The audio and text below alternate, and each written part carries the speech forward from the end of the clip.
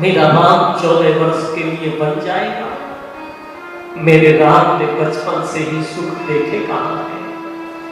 युवावस्था की दहलीज पर कदम ही रखा था मेरे राम ने कि मुझे विश्वामित्र के साथ देख मां थी ना, ध्यान देना।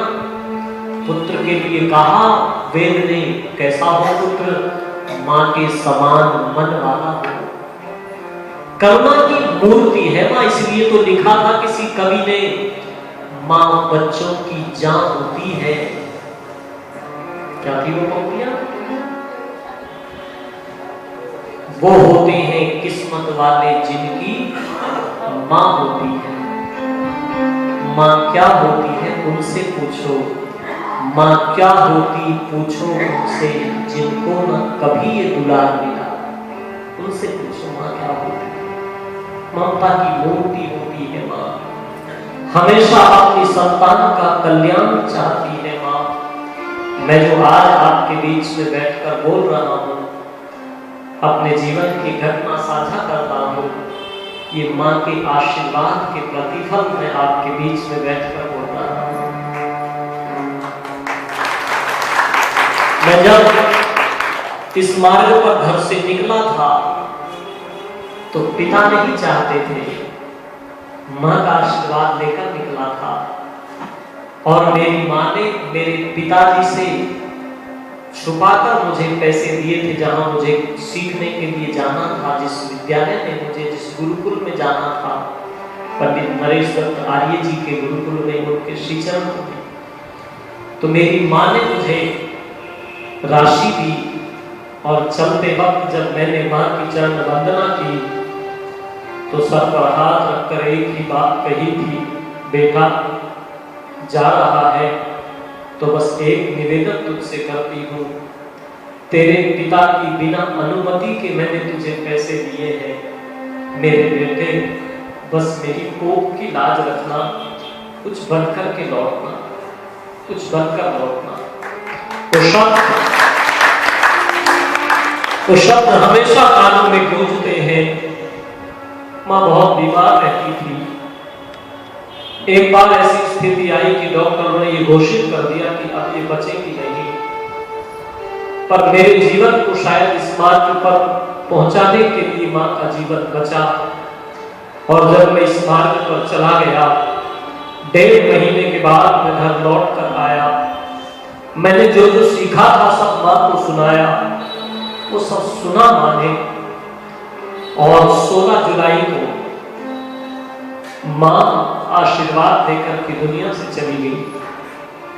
मुझे याद आती है अपने जीवन की वो घटना, वो क्षण याद आते हैं जब मां की सेवा में रहता था तो हमेशा आशीर्वाद दिया करती थी, बेटा भगवान तेरी बारी में वो ओज, वो तेज भर दे कि मेरा पुत्र जहां जाए वहां लोगों के हृदय में तेरा स्थान बन जाए। उनसे पूछो मां क्या होती है जिनके मां नहीं। बेहोश हो गई मां कौशल्या। मेरे राम ने अपने जीवन में सुख देखे नहीं है। आज एक सुख देखने का क्षण आया था। राज्याभिषेक की तैयारी हो गई थी। सब कुछ होते हुए भी वो सुख मेरे राम से छिन गया। श्री राम ने मां को समझाया, संभाला, बहुभांति समझाया मां को। मां कैकेयी भी तो मेरी मां ही है। उन्होंने मेरे जीवन के लिए कुछ उत्तम सोचा होगा, कुछ उत्तम सोचा होगा। संभालना पड़ेगा मां अपने आप को, ममता के बंधन का त्याग करना पड़ेगा मां। 14 वर्ष के बाद लौटकर दर्शन करूंगा। और चल पड़े हैं श्री राम। मां की आज्ञा लेकर, मां की चरण वंदना करके, तब एक देवी श्री राम को रास्ते में ही मिल गई और हाथ जोड़कर रास्ता रोककर खड़ी हो गई थी। ये निवेदन करती है जब उस देवी को पता लगा कि श्री राम को 14 वर्ष का वनवास हो गया है, जिसने कदम कदम पर साथ निभाने की कसमें, विवाह की वेदी पर बैठ कर के खाई थी। क्या नाम था उनका? भगवती सीता। रास्ता रोककर हाथ जोड़कर खड़ी हो गई, नाथ आपको अकेले वन में न जाने दूंगी, मैं भी आपके साथ चलूंगी। ध्यान रखना, एक बात कहा करता हूं मैं कि पति और पत्नी में कौन किससे कितना प्यार करता है, ये सुख के क्षणों में पता नहीं लगता साहब। लिखी थी पंक्तियां की हंस के खुशियों में तो हो जाती है दुनिया शामिल। श्री राजेंद्र जी, हंस के खुशियों में तो हो जाती है दुनिया शामिल, काम दुख दर्द में आए तो कोई बात बने, काम दुख दर्द में आए तो कोई बात बने। कौन किससे कितना प्यार करता है ये सुख के क्षणों में पता नहीं लगता। जीवन में जब विपरीत परिस्थितियां आती हैं तब पता लगता है। पत्नी वही होती है जो विपरीत परिस्थितियों में भी साथ खड़ी रहती है, पति का संबल बन जाती है। विवाह की वेदी पर बैठकर भी तो यही कस्में खाई जाती है।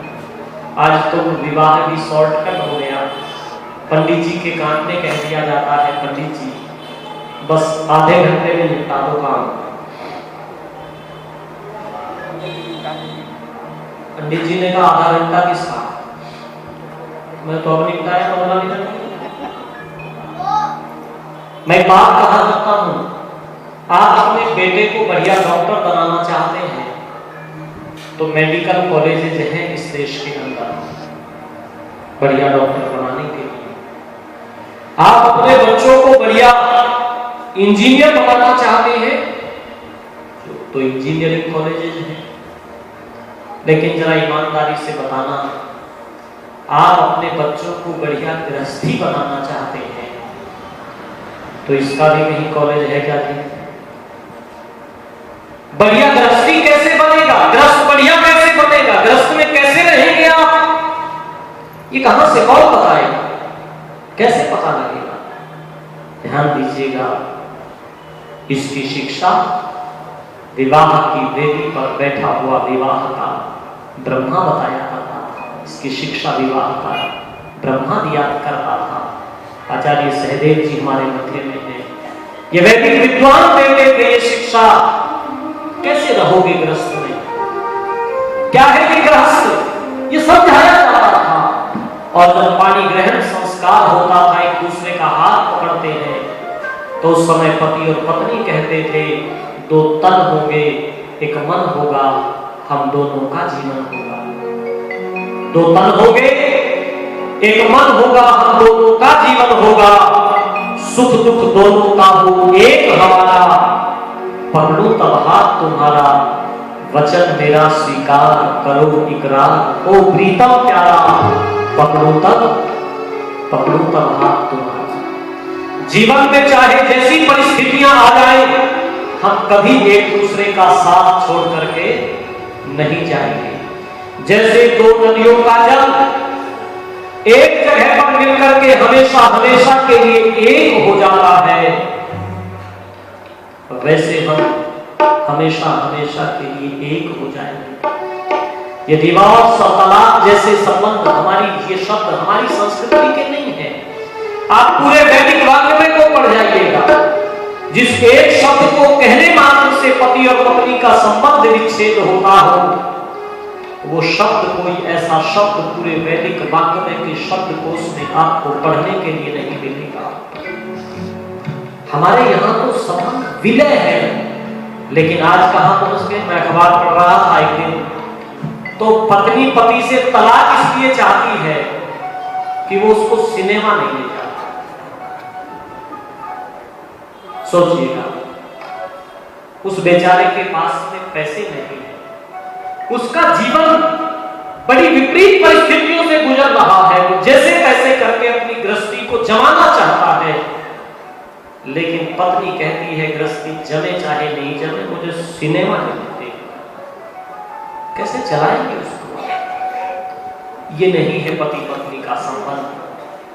अरे करवा चौथ का व्रत रखा जाता है, इसके पीछे किसी से पूछ मत क्यों रखते, शायद ही कोई बता पाए। अच्छा, ये करवा चौथ कौन से पक्ष में आती है? शुक्ल पक्ष में आती है कि कृष्ण पक्ष में? ये पुरानी बुजुर्ग माताएं बैठी हुई हैं तो बता रही है। बहुत सारी हमारी बहनों को ये पता ही नहीं है कि करवा चौथ क्यों मनाई जाती है, कौन से पक्ष में आती है। कृष्ण पक्ष में आती है। संदेश दे रही है, याद रखना जीवन के अंदर हमेशा शुक्ल पक्ष ही नहीं रहता, जीवन परिवर्तनशील है। कभी कभी जीवन में सुख भी मिलता है, पर सुख मिलता है तो दुख भी मिलता है। ईश्वर का वरदान समझकर हंसी खुशी सब सहना, कभी साथ छोड़कर नहीं जाएंगे। पत्नी ये कहती है, सारे जीवन साथ रहने का संकल्प लिया है। यदि ये कहकर के पति का स्वागत करे कि जीवन में कभी कृष्ण पक्ष आएगा, और कितना कृष्ण पक्ष, यदि सारे जीवन सारे दिन केवल पानी पर रह करके मुझे फाके गुजारना पड़े तो मैं आपके आने का इंतजार करूंगी। और जब आप शाम को आओगे, जो भी रूखी सूखी लेकर के आओगे, वो रूखी सूखी मुझे जैसे ये पकवान है, पकवान बनते हैं ना, जैसे ये पकवान है, मैं उस रूखी सूखी को इन पकवानों की तरह से समझ करके खाऊंगी। आप कभी मेरी वजह से परेशान मत होना, हमेशा आपका संबंध बनकर के साथ खड़ी रहूंगी। ये है पति और पत्नी का संबंध। विपरीत परिस्थितियां हैं आज श्री राम के जीवन में, वनवास हो गया है। हाथ जोड़ करके कहती है कि साथ चलूंगी आपके वन में, मान लो मेरा कहना, तुम भी यहाँ नहीं रहना, तुम भी यहाँ नहीं रहना, तुम भी यहाँ नहीं रहना। ओ साथ चलूंगी आपके वन में, मान लो मेरा कहना, तुम भी यहाँ नहीं रहना, तुम भी यहाँ नहीं रहना, तुम भी यहाँ नहीं रहना। ओ साथ चलूंगी आपके वन में, मान लो मेरा कहना, तुम भी यहाँ नहीं रहना। ये कहते साथ तुम्हारे बिना यहाँ रहना नहीं है मुझे, साथ में चलो, साथ चलो। और जरा शब्दों पर ध्यान देना बातों में, बहुत महत्वपूर्ण, बहुत कीमती शब्द। पति के बिना पत्नी का जीवन कैसा है? तो कहा भगवती सीता ने बताया, कहते बोझ सब भोग लो सब, भोग लो सब, कहते बोझ सब मुझको नजर आते हैं, मुझको नजर आते हैं। नदी बिना जीव बिना नदी बिना जीव बिना शोभा नहीं पाते हैं, शोभा नहीं पाते हैं। जिए मिले नदी मिलवारी, जिए मिले नदी मिलवारी, कैसे याद पुरुष भी नारी, कैसे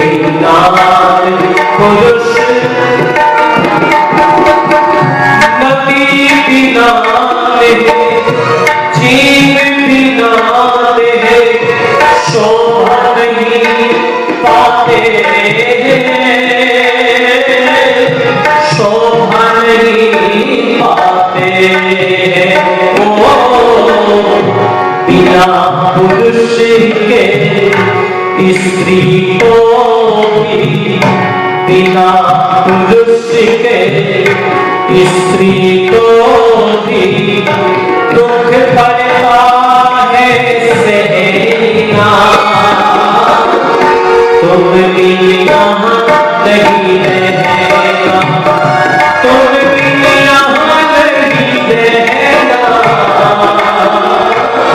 तुम भी यहाँ नहीं रहना। जैसे बिना जल के नदी की कोई शोभा नहीं है, हे नाथ, जैसे बिना जीव के इस देह की कोई शोभा नहीं है, ऐसे ही बिना पुरुष के स्त्री की भी कोई शोभा नहीं है। नाथ, मेरा गहना तो आप है, मेरा श्रृंगार तो आप है, मेरा स्वाभिमान तो आप है, मैं साथ चलूं। ये निवेदन किया श्री राम ने, क्या करोगी महाशंकर? आहा, एक भारतीय नारी, वैदिक संस्कृति के संस्कारों में बनी हुई नारी उत्तर देती है। ये बोली, चरण दबाऊंगी मैं तुम्हारे, चरण दबाऊंगी मैं तुम्हारे, जब तुम थक जाओगे, जब तुम थक जाओगे, सुखिया दुखी हो तुम मुझको, सुखिया दुखी हो तुम मुझको, हरे तब ही खुश पाओगे,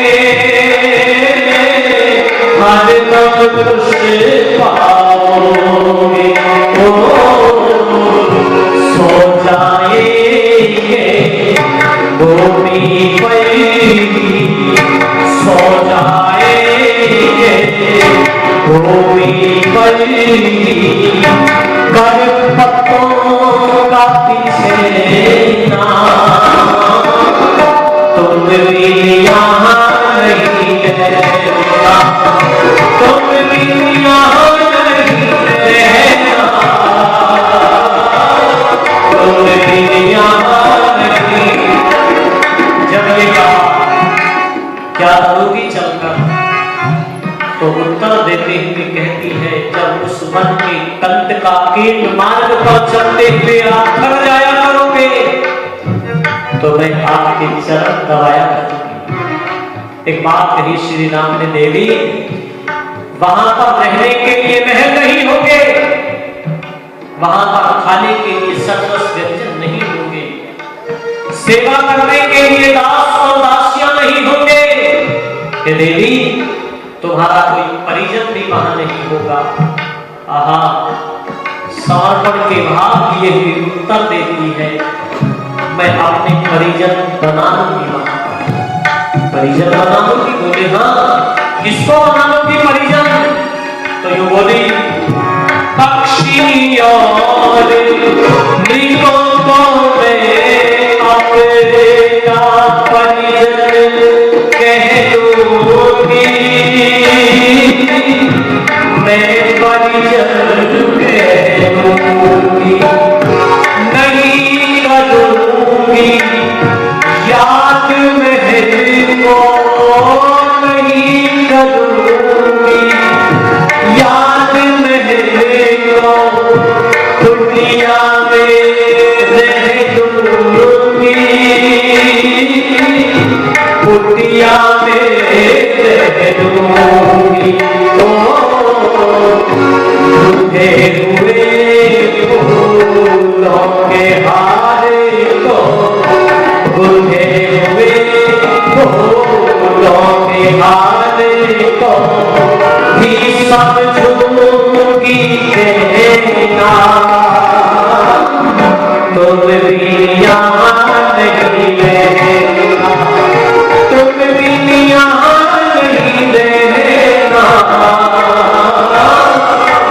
सहेलियां ये कहती है, मैं महलों को याद नहीं करूंगी, कुटिया में रह लूंगी और आपके हाथों के द्वारा फूलों के गूंथे हुए हार को मैं गहना समझ लूंगी।